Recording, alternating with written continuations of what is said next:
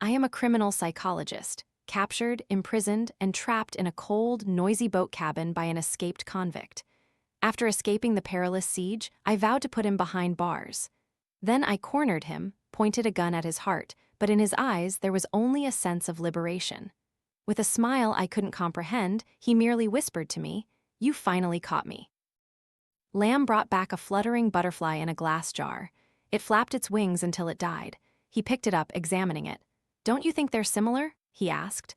I couldn't understand him. I just closed my eyes and replied. In recent days, he hadn't been as brutal as before, treating me more gently. "Eat." The takeaway meal was served into an exquisite bowl, each dish carefully presented to me. I no longer resisted daily routines like eating. After all, torturing my body wouldn't help me escape. But I still resisted his touch. Every time I ate, he would deliberately lean close, stroking the corner of my eye. My hatred reached its peak. I swore I would escape this cold cabin, return, and put him behind bars myself. He seemed to guess my thoughts, a cold smile playing on his lips. "You want to personally send me to hell, Dr. Deep? Fine, I'll wait, just don't regret it." Then he threw his faded jacket over my head, bending down to bite me frantically. My vision darkened as he held me tighter in his arms. He was a madman. Lamb always kept his phone with him, occasionally scrolling through it. "Show me the recent hot news." The headline read, "7-year fugitive commits crimes, kidnaps criminal psychologist in a show of force." I lifted my gaze, scanning his deep eyes.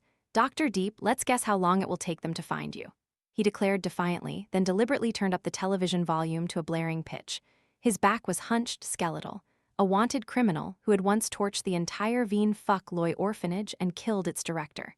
In his current eyes, I still saw no hint of remorse. And that orphanage was where he had lived as a child. Soon enough, he suddenly smiled, moving closer to me. As my back unconsciously stiffened, his palm touched my cheek, but only to brush past my ear, stroking my hair. His fingertips moved gently, smoothing the ends of my hair. I remained still, growing accustomed to his erratic behavior. One moment he was violently pulling my hair, the next he was gently wiping away tears from the corner of my eye. "I miss you so much, Dr. Deep." His mockery was all too clear. I automatically ignored his words, looking straight at him. "Lamb, you won't escape." The next day after I spoke those words, I woke up alone. Lamb was nowhere to be seen. The boat had docked, and I heard car horns in the distance.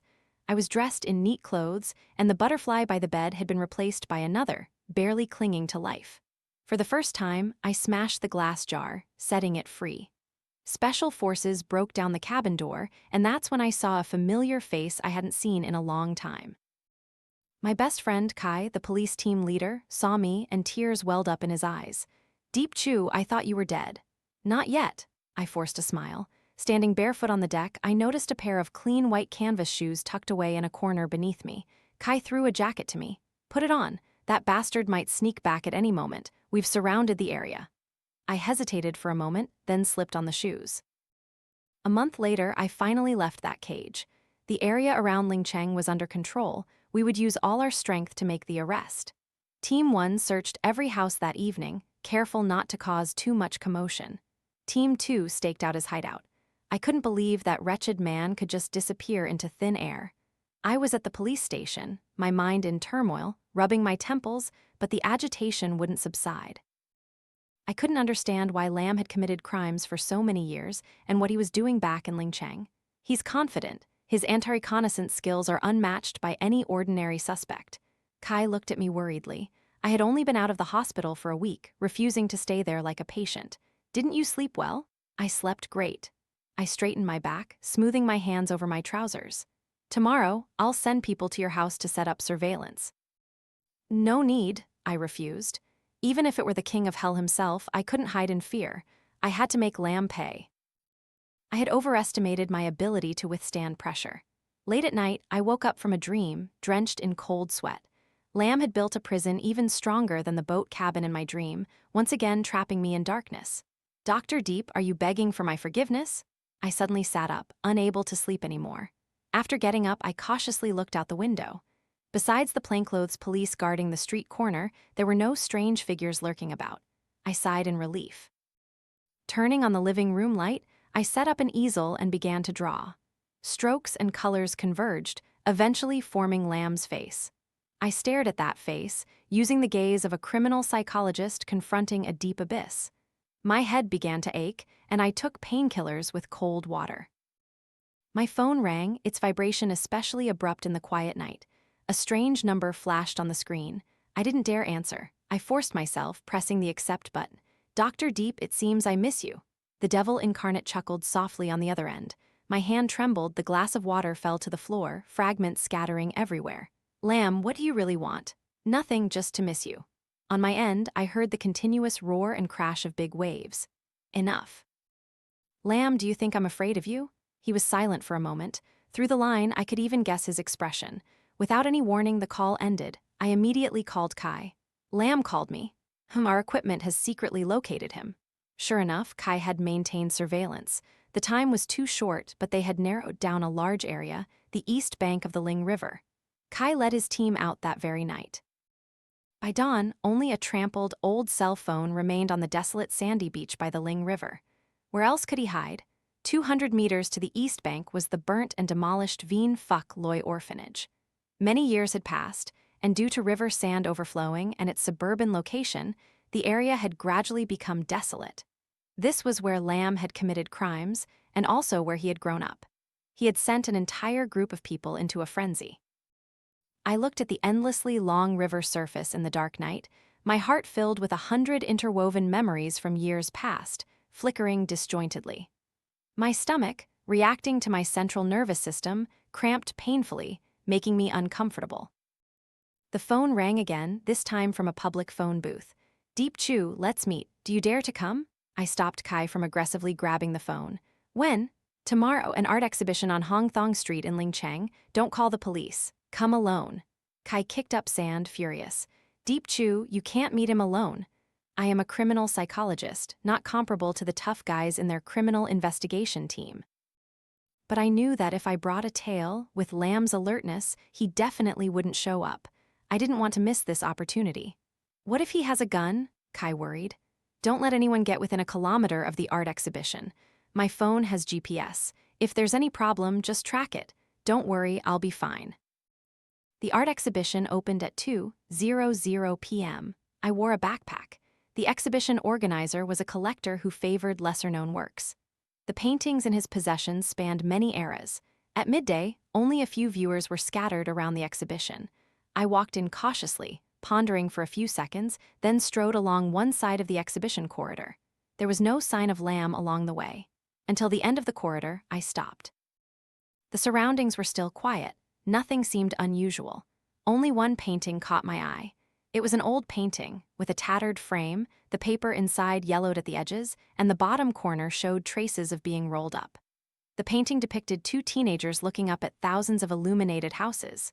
Clearly, they were just old, crowded buildings with gray bricks and tiles, but the light streaming through the windows illuminated their eyes. The painting was unsigned. I unconsciously stood there, looking at it for a long time. Behind me, soft footsteps approached. I quickly turned around. It was a tourist drawing near. My heart, which had just tightened, relaxed. In an instant, directly opposite me, Lamb stood with his arms crossed. He still had that same face, staring intently at me, like a jackal with a trap set. From my vantage point, I could clearly see the mini pistol hidden inside his faded brown jacket. The tourist was no more than half a meter from him. If he wanted to, he could kidnap a hostage at any moment. I dared not make a move, letting him approach me step by step. The feeling of facing him up close, desperate, and indescribably complex once again overwhelmed me. He stood beside me, the pistol pressed against my waist. Then he looked up at the painting. "Dr. Deep, don't you think this painting is vivid?" I was stunned, unable to react immediately, not understanding his intention in asking that question. "Let's make a deal." "What kind of deal?" He jutted out his chin, pointing at the painting. In my bewildered gaze, his tone was more resolute than ever. "I won't touch anyone here as long as you buy this painting."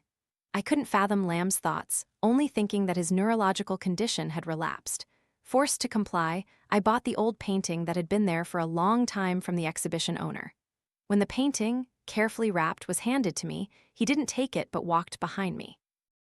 The gun barrel remained in place. "Come with me, Dr. Deep." Lamb teased in my ear. I frowned, my breath catching. He let out a chuckle. So tense, I'm just inviting you to a place to play. Don't be scared. My phone in my pocket vibrated lightly at that moment. It was Kai confirming my safety. To avoid tipping him off, they were hidden a kilometer away, ready to make an arrest at any time. The slightest movement from me as I reached into my pocket, and a faint voice came through. If you want the people here to be buried with you, then be obedient. I froze. If they turn to dust with the explosives, you'll regret it for the rest of your life. Won't you? My ability to turn my head was restricted, my fingertips cold, unable to see his face. Go, he clipped, pushing me into the car. It was an old-fashioned small truck. As soon as the door slammed shut, it sped off. A kilometer away, the police had blocked the intersection. The crowd by the roadside became a potential danger, a tool for Lamb to threaten me. I pulled out my phone, reporting the situation to Kai concisely and clearly. Clear the obstacle with explosives. In the blink of an eye, the truck reached the intersection. When the obstacle was removed, it made a 180-degree turn onto the highway. Soon, several cars pursued it simultaneously. Lamb's expression remained unchanged. He weaved through the traffic ahead, making sharp turns, precise lane changes, gradually outdistancing the cars behind. Until they were no longer visible in the rearview mirror, that painting remained in my arms. I hugged it, my head dizzy from the truck's speed. You're safe for now. There's no need for so many people to die for you. I didn't know how the bomb was activated. I tried to negotiate with him. I no longer had time to care about my own dire situation, much less any negotiating advantage. Unexpectedly, he suddenly curved his lips, a cunning gleam in his eyes as if he had transformed into a different person. I tricked you. I was stunned, thinking I had misheard. The moment the question was about to escape my lips, the car made a sharp turn. When I adapted to the dizzying torment, his expression had returned to its usual grim, cold state. Very quickly, we stopped at a desolate wasteland. Through the car window, I saw black cables stretching above, reaching endlessly, as if pulling the horizon down.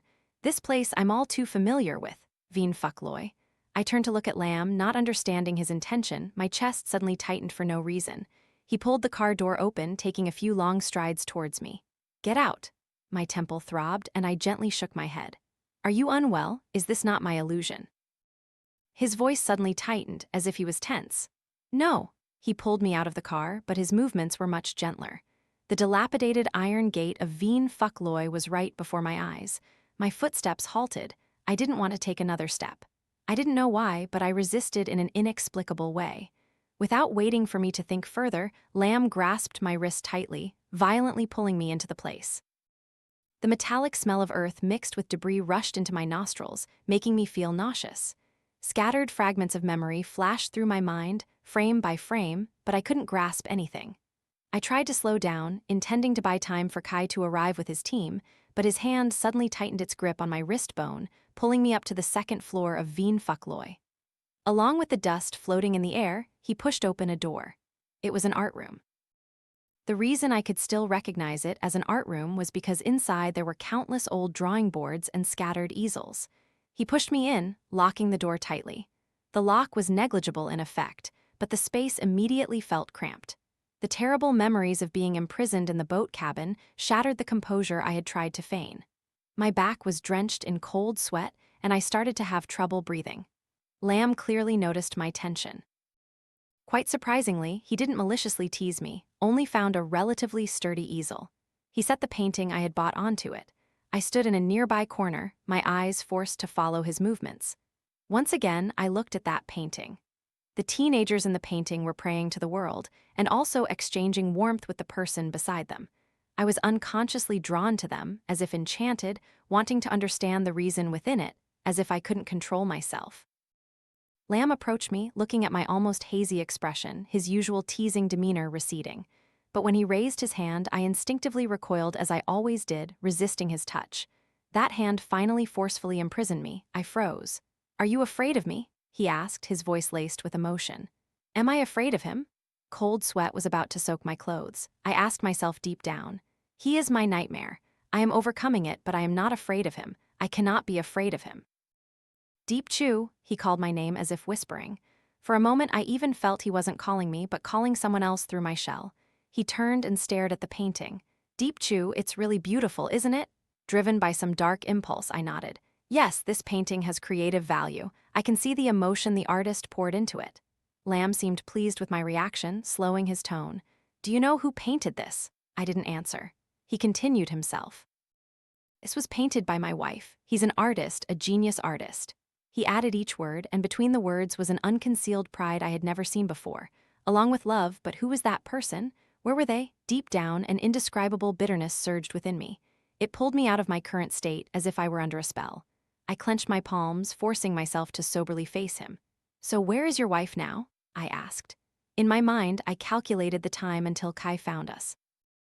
Lamb was lost in the painting, as if woken by my question. After a few seconds of hesitation, his gaze shifted to me. Gloom covered the depths of his eyes. I don't know where either. Perhaps Dr. Deep can help me find him. Before he finished speaking, Lamb lunged towards me.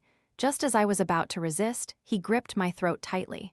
The suffocating constriction made me think he would truly choke me to death. Unexpectedly, he quickly loosened his grip, only maintaining a controlling hold behind my back. He moved closer, pressing tightly against me, the warmth from his body forcing me forward as I tried to pull away. Yet he deliberately held me in his embrace, wrapping both arms around me, even burying his head in the hollow of my neck. From a distance, it might have looked like we were hugging. Don't move, the sniper's aim might not be that precise, he whispered insanely in my ear. I mused, looking through the window behind me. Directly opposite was the Veen Fuck Loy dormitory, several stories higher, making it an ideal sniper's nest. You only have so many tricks up your sleeve. His words sounded like an intimacy between lovers, but his next action was to restrain my arm, using me as a shield, and step forward. We stopped in front of a drawer in the art room. I saw Lamb take out a box of matches. The matchbox was new, as if it had just been placed there. Then he pulled out a match, used my hand to strike it against the side of the box. His movements were clumsy, repeating several times, but he succeeded. Finally, a small flame, as if on cue, danced between his fingers and mine. He pulled me close to the painting, using that weak speck of fire to light a corner of the artwork. I struggled to pull back, but I couldn't resist his immense strength. The fragile paper, preserved for years, touched the flame and immediately burst into fire. Are you insane? I shrieked. The flames roared violently, smoke and dust spreading, enveloping my nose and mouth. The fiery tongues were almost licking my face. The mottled bricks, the thousands of houses and doors, and the undefined dream of a hopeful teenager all turned to ash in an instant. I tried my best to push him, but he stubbornly moved closer. Even closer. Lamb, the wooden easel started to burn. He had gone mad, almost seeking death, dragging me into the sea of fire. I mustered all my strength and rammed into him, making him stumble back a large step. The gun fell to the ground. I quickly picked it up. The moment he lunged, I pointed it straight at his heart. The easel collapsed, and the fire quickly spread to the other easels, tables, and chairs, dry as kindling. In the firelight, his eyes looked at me, the gun barrel unmoving. Yet I was heartbroken to the point of tears. I couldn't find the reason, I just fought him instinctively, agonizingly. Lamb, who are you? I questioned him, word by word, pushing him towards the inferno. Behind him was a sea of fire. In front was my chest blocking his way. Who are you? He put all his strength into it, with an unwavering determination. Deep in his pupils was a whirlpool, stirring my mind, pulling my past from the depths of my soul. A chaotic past for which no evidence of his could be found. My head ached to its limit. A wire snapped in my brain the moment the flames licked at the ends of my hair. Bang! It broke. It was the sound of a gunshot. His eyes finally wavered. I saw Lamb's smile of liberation. I followed his face, slowly moving my gaze downward. The position of his heart was torn open, a hole, blood splattering onto my clothes, my trousers. Then I heard him whisper, as if muttering to himself, "You caught me." A bond so profound, paid for with flesh and blood. My strength seemed drained, my thoughts stalled, then stalled again. Countless fragments were reconstructing with a power I couldn't bear, rushing into my memory. During those years of a rootless youth, he had led me through every nook and cranny, gazing at the lights of tall buildings, stepping on the sand, running along the Ling River. Once he caught a butterfly for me so I could practice drawing. And then, that night of the great fire that incinerated the orphanage, he pushed me onto the ferry and told me to run. Little by little, they broke me. The fire scene was right behind me, yet Lamb, at this moment, hugged my waist, pulling me forward. The warmth of blood brushed my skin. I trembled. Deep Chew. His voice was hoarse like a rusty pipe. His voice echoed in my ears, but I could do nothing. "I love you," he said. The bullet pierced his skull, carrying the last syllable of those 3 words away. At the same time, the large door was kicked open, and countless police officers rushed in. Amidst the clamorous shouts, my ears went numb. I heard nothing. For the first time, I reached out to hold him, but the sniper's shot from afar had taken his last breath. He collapsed in front of me. His eyes were wide open, from attachment, determination, to dilated pupils, losing focus. He was clearly looking at me, yet he was so cold that I felt nothing. The clock hands stopped, everything withered. Even in death, he couldn't close his eyes. "Deep Chew," Kai was calling. I turned my head blankly. Clearly, I had scared him and everyone else present. "What's wrong with you? What's wrong with me?" The dampness on my face gave me a hint. I reached up and touched the tears streaming down my face. But no matter how much I wiped, they kept flowing. They ceaselessly poured from the corners of my eyes, blurring my vision. Kai led me outside. I followed him like a dazed puppet. When we reached the gate of Veen Fuckloy, I suddenly seemed to regain my senses, turning around with all my might and running back. Kai pulled me back, refusing to let go, no matter how hard I struggled. "Let go, Kai, let go, I want to find him." I kicked and punched him with all my strength, screaming wildly. "What the hell are you going crazy about? That's Lamb. He can't understand." I kept punching and kicking him until I was exhausted and slipped, collapsing to the ground. The blood had dried, but I could still smell his lingering scent. "Kai." Finally, I lifted my head, my eyes regaining their original clarity. "Do you know who painted that picture?" Kai was silent at my sudden emotional shift.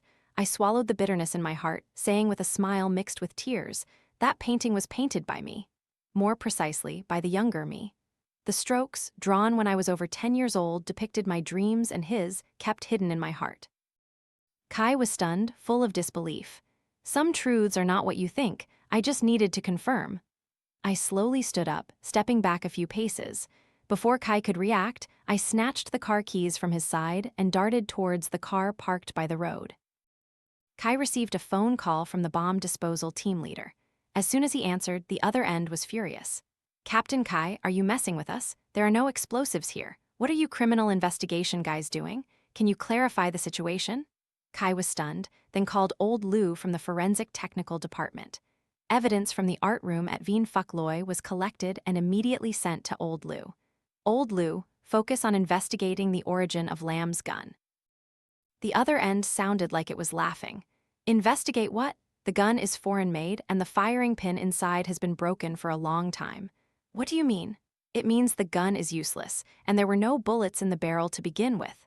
Kai silently hung up the phone. What was originally a heinous crime instantly became a mystery. Once the truth revealed a crack, many details would no longer withstand scrutiny. I pushed open the door of a rented house. The girl inside turned around. Upon seeing me, her expression was complex but not surprised by my arrival. "You're here." Her spirit seemed a little weary. She stood up, offering me a place to sit. The room was clean and tidy, with only the strong smell of traditional medicine. "Have you been well all these years?" I chose an utterly terrible opening. She didn't answer, only shook her head. For my sake, she went straight to the point. "I thought you would never recover your memory. Lamb was destined to bear the guilt for life." I buried my head in sorrow. In my memories, during the days Lamb held me captive, he gradually transformed from a bloodthirsty executioner into an erratic madman. The internal struggle hidden in his eyes was hard to conceal. I had ignored it again and again. When I met him, I thought he was the executioner, but it turned out he had always been wielding the knife against himself. Even when he let me go, he had already prepared for his own death. Deep Chew, he really didn't have to do it that way, but living as a fugitive for 7 years was too much torment. Her words lingered in my ears, refusing to fade. I walked out of the rented house and, following the girl's directions, found Lamb's temporary hideout in the basement. It was a completely enclosed space, with nothing but a wooden plank bed. Dark and desolate, just like his life. In a flash, I saw the butterfly specimen he had made on the headboard. Death had fixed the butterfly's brilliance, but that eternity carried deep despair. "Many years ago, you loved butterflies the most. You sketched and mimicked thousands of them by the Ling River. I told you, you are an artist. No, you are a genius artist." Outside the window, the sky was gloomy, unable to cleanse the gloom in my heart. I chose to sleep on his bed for one night. When the cold waters of the Ling River touched my knees, I heard police sirens echoing in my ears. Deep Chew, don't. Kai called from behind, a few meters away from me, lacking the courage to turn back. Everything can still be salvaged. Deep Chew, trust me. He shouted, trying to stop my steps forward. I stood unsteadily against the swirling water, precarious. Several familiar faces, either worried or confused, all looked at me. For 7 years, I had thought I was like them. Heavy responsibilities and a long road ahead, a bright and optimistic life. Yet in the end, I couldn't even protect the one I loved, and I implicated him, turning him into a criminal of this world. What right did I have to live? Deep Chew. Kai took a step towards me, but when he clearly saw my expression, he dared not make any further moves. Deep Chew, your crime? I laughed at my own helpless weakness, and at the original script fate had laid out for me. Kai, I called out to him, realizing my voice was hoarse and unpleasant. Do you know, for these past 7 years, he had always been looking for me. It was so hard for him to risk coming back to Lingcheng. The first time I met him, I treated him as an enemy. How ridiculous. The fierce current soaked my hair. I couldn't even tell if the water on my face was tears or the river's dampness.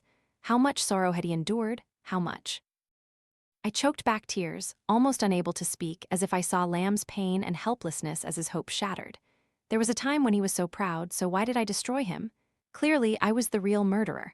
I yelled at Kai, my voice hoarse from my outburst, my eyes red. The night wind howled in my ears. I felt swept between heaven and earth, the endless, desolate, and deep riverbank. I believed the depths of the Ling River were waiting for me. Kai, the Yellow Springs Road is so lonely. This time, I'll go with him. My voice became gentle. Yes, my eyes must also be gentle, and I pulled the gun from behind and placed it against my temple. A few days ago, this gun was pointed at Lamb's heart. I saw Kai's eyes widen, rushing frantically towards me. I'm sorry, I truly miss you. I hadn't even held his hand or watched the thousands of houses light up together. I smiled and pulled the trigger. The pain came in an instant. I saw him waving, calling me at the end of the riverbank. His appearance was handsome and distinguished, his spirit soaring. That was Lamb at 24 years old. The 7-year-old cold case was reopened. The secrets uncovered were terrifying. The children who were scattered everywhere back then had now grown up and returned to Lingcheng, telling everyone about their unimaginable childhood experiences. Deep Chew and Lamb were criminals, but in the eyes of those children, they also became irreplaceable benefactors. Righteousness or guilt, right or wrong, black or white, the world would deliver a fair judgment. Kai buried Lamb and Deep together. Before their grave were 2 bouquets of white chrysanthemums placed by his own hand. You two, don't get lost from each other anymore. 2 young faces on the tombstone embraced the radiant, dazzling sunlight. They had been separated for a short time, but in the end, they held hands for the rest of their lives. Epilogue, I am Lamb. The person I loved was Deep Chew.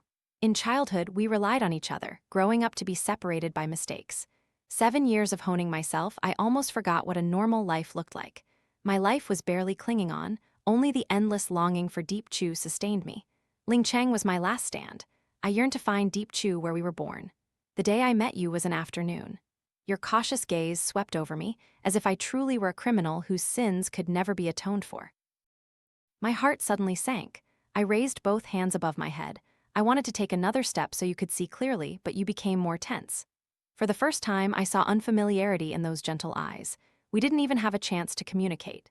Suffocation and despair overwhelmed me, forcing me to seize you.